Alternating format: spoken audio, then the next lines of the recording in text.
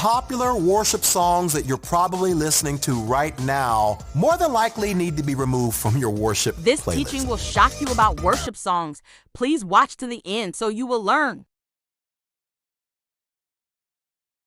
What it means to worship God in spirit and in truth. So we're going to dig in. So as we come to John chapter 4, we see that the Bible says that Jesus was traveling from Judea to Galilee, and the straightest, quickest way to get there was a straight line from Judea straight through Samaria and go to Galilee. But most of the time, Jews did not travel that road because Jews and Samaritans had quite a bit of tension. Now, if you want to know why, I'll give you a little bit of background, but essentially what happened was this. In the Old Testament, when the nation of Israel was displaced from their land and they were taken into Babylonian captivity for 70 years, there were still some Jews who were left in the land. And what happened is these other pagan nations came in and possessed the land, the nation of Israel, the promised land. And so what happened is these Jews who were left in the land, they started intermarrying with these other races that did not believe in God, creating a mixed breed. And so they were half Jewish and half Gentile, half Jewish and half, so they became known as Samaritans. And so people who moved back into the land, who were Jews, they had this tension because they were like, hey, we are 100% blood Jews. Like, we stayed true to our people. We stayed true to who we are, our Jewish heritage. But you are sellouts because while you were here, you intermarried with these other pagan nations, and now you're just a mixed breed of people. And so from that time on, Jews and Samaritans had quite a bit of friction. So the Bible says in John chapter 4 that even though Jesus could have gone around Samaria to get to where he was going, it says that he had to go through Samaria. I wonder why. It's because Jesus had a divine encounter with a woman at the well in Samaria. Imagine with me now, it's about noon and Jesus is at a well and he's meeting this woman and she's drawing water. Now, right away, there's something strange about this story because in these days, women would go at the coolest times of the day to draw their water, which was typically in the morning or the evening. So the fact that this lady was going to draw her water at noontime lets us know or suggests that maybe she was ashamed, maybe she was avoiding something, trying to hide something, and little did she know that Jesus was going to expose just that. So on this day, she meets with a man named Jesus, and Jesus asks her a simple question. Hey, I see that you're drawing your water. Would you mind giving me a drink? And this surprised her because she understood that Jews and Samaritans had tension, and it was strange that a Jewish man would engage in conversation with a Samaritan woman. So she says this,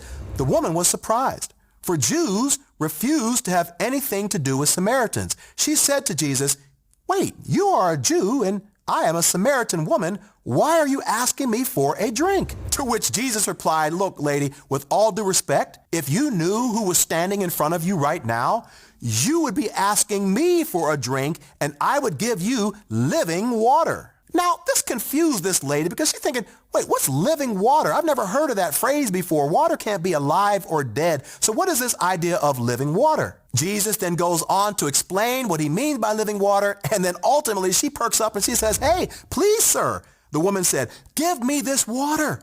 Then I'll never be thirsty again, and I won't have to keep coming back here to get more and more water. To which Jesus says, well, tell you what, if you want to have this water, go get your husband. And she comes back and she says, well, unfortunately, sir, I don't have a husband. And Jesus said, yeah, you're right. Because the reality is that you've not just don't have a husband, you've actually had 5 husbands, and the man you're living with right now, you're not even married to him. Now, have you ever had somebody call you out and you weren't prepared for it and you didn't want to hear it, and all of a sudden you just want to try to divert the conversation into another direction so you don't have to deal with your stuff, you don't have to deal with your mess? This is exactly what this woman tried to do. She tried to change the subject to get the attention off of her situation and divert it to something else. Notice what she says. She says, so tell me, Jesus, why is it that you Jews insist that Jerusalem is the only place of worship, while we Samaritans claim it is here at Mount Gerizim where our ancestors worshiped. So you have to understand here that there were a couple different places of worship at this time. Samaritans would worship in their area, and then the Jews would worship in Jerusalem. And essentially she's saying, hey, why do you guys say that the only place that you could worship is down where you all are at? And my people say that we could worship up here. And she was trying to change the subject. So this leads us into 4 lessons that we can learn about worship. The first lesson is that worship is not about a place, it's about a person. Notice what Jesus said. Jesus replied, "Believe me, dear woman, the time is coming when it will no longer matter whether you worship the Father on this mountain or in Jerusalem. You Samaritans know very little about the one you worship, while we Jews know all about him, for salvation comes through the Jews." You know what Jesus is teaching here? He's saying, you know what? Worship is not about where you are. It's about who you are worshiping. He says, look, it's not about what mountain you're worshiping on. You're missing it. It's about the fact that you all know very little about him, and we know all about him, and so therefore we're able to worship him. So what is Jesus saying? If you want to have spirit-filled worship with God, it's more about how much you know about God that's going to affect how you worship him. Because the more you know about his character, the more you know about him, the more and deeper you'll be able to allow your worship to go. It's not about worshiping on Sunday. As a matter of fact, I saw a sign not too long ago that said, if you want to be in shape spiritually, you can't just work out on Sunday. Many of us, we wonder why we're not in shape spiritually. It's because we're only working out on Sunday. Listen, spirit-filled worship becomes a way of life, and you have to worship the Lord, not just in a particular place, but as a way of life. Sometimes, guys, I start my day about 4 or 5 days a week just walking around my neighborhood, listening to the word of God and worshiping with my worship music on. Why? Because worship is not about a place, it's about a person. Now we get into a very, very interesting second lesson, which is related to what I talked about at the beginning about some of your worship songs may have to be removed from your playlist, because the next thing we see here in this passage is that worship must be rooted in truth. Notice what Jesus says, but the time is coming, indeed it's here now, when true worshipers will worship the Father in spirit and in truth. The Father is looking for those who will worship him that way. Notice what Jesus says. It is impossible for you and I to worship God when the music that we are listening to is untrue, because basically what we're saying is we're singing lies to God. We're singing lies about God to God, hoping that God will receive that message when what we are saying to him is not even consistent with who he is. Now, I'm going to give you some lyrics of a couple songs, and these are just examples. Listen, I could go on and talk about all sorts of different worship songs, but at the end of the day, when you come across a song where the lyrics are a little bit questionable, that's something you may want to think about as to whether that is a song that you should continue to listen to. Here's one that I found by Bethel, Too Good Not to Believe. And in this song, it says, we've seen cancer disappear. We've seen broken bodies healed. Don't you tell me he can't do it.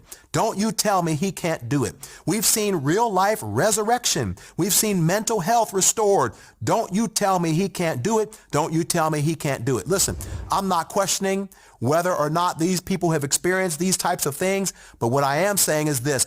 You and I need to be careful, because many of these groups, particularly Bethel, Hillsong, and Elevation, they are of the Word of Faith movement. And so what they're doing is, because that's their theological position, they're slowly and subtly trying to infiltrate or bring their theological positions into their music without you even realizing it. Which is why we need to be discerning, which is why I wrote my book, Misled, Shameless Plug. That's really going to help you get really sharp in your discernment and give you all the things that you need so that you can discern truth from error. Here's another one that I did an entire video on. It's called Champion, and it says this: when I lift my voice and shout, every wall comes crashing down.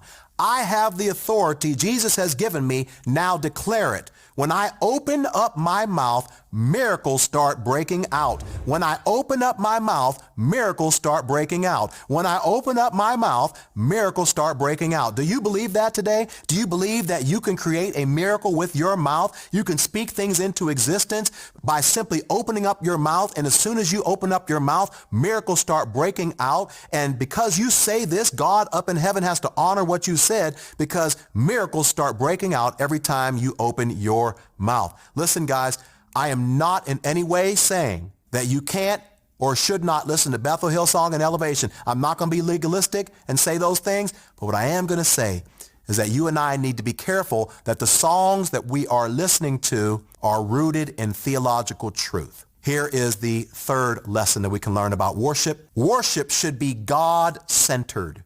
Notice it says here, they that worship what? The Father. The Father.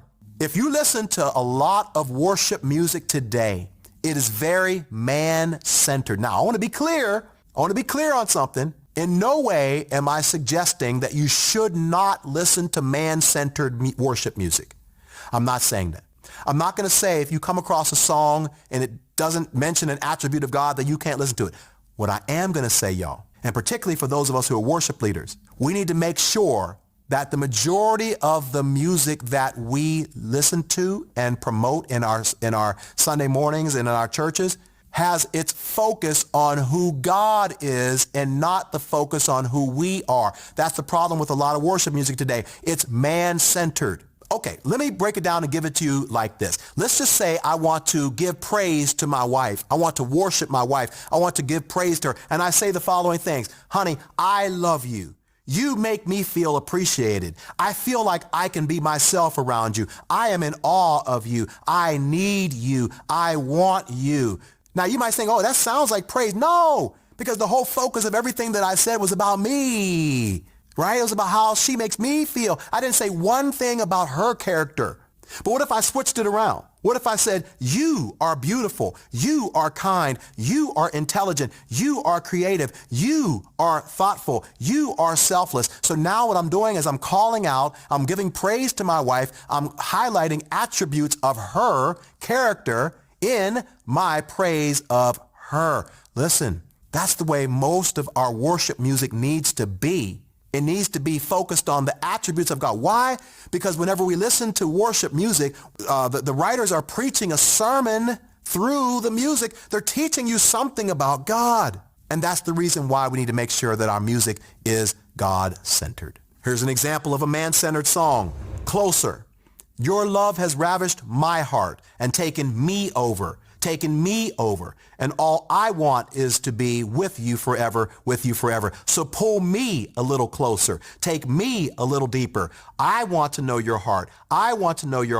Because your love is so much sweeter than anything I've tasted. I want to know your heart. And I ain't gonna lie to you, brothers. I'm a little uncomfortable about this, this type of pull me closer and the Jesus is my boyfriend type of stuff. I'm just gonna be honest with you. Most brothers don't feel comfortable with all that. I want to lay in your arms and I want you to wrap me close and all that stuff. We need to be careful about some of the worship songs that we are singing. But the point is this, guys, a lot of this music is very man-centered. We need to make sure we shift the focus back to God. Here's the fourth and final lesson that I think we can learn about worship in this passage, and that's the fact that worship needs to be spirit-led. Spirit-led. Notice he says, once again, but the time is coming. Indeed, it's here now when true worshipers will worship the Father in spirit and in truth. The Father is looking for those who will worship him that way. For God is spirit, so those who worship him must worship in spirit and in truth. Now, there is a lot of debate as to whether it was capital S for spirit or lowercase s for spirit, because the New Testament writers did not use capital letters in their writing. Now, if it's lowercase s, then that simply means that, whenever you and I worship God, our spirits need to be engaged in that experience. It's not just about coming on Sunday morning and singing songs, because many of us, that's what we do. We go through the motions and we're singing the songs and we're reading them on the screen and we're watching the worship leaders and they're up there engaged, but we're just literally going through the motions and we're not feeling anything in our hearts. There's nothing that's engaging our spirits. He says, you know what? True worship is when our mind and our spirit is engaged, because it's worshiping God in spirit and in truth. And truth, okay, I understand what these words mean about God. God, you are holy. God, you are sovereign. God, you are righteous. God, you are able. God, you are love. And we're singing about that. I get that in my truth, but now I'm feeling it. I'm sensing it. God, yes, I thank you that you love me. God, I recognize and believe that you are sovereign in my life. God, I know that you're able to do the things that I'm praying and asking you to do. When our spirit is engaged, that's when it becomes spirit-filled, spirit-led worship. So I want to encourage you as we continue in this series. Do you agree with him? Leave your comment below. Don't forget to subscribe.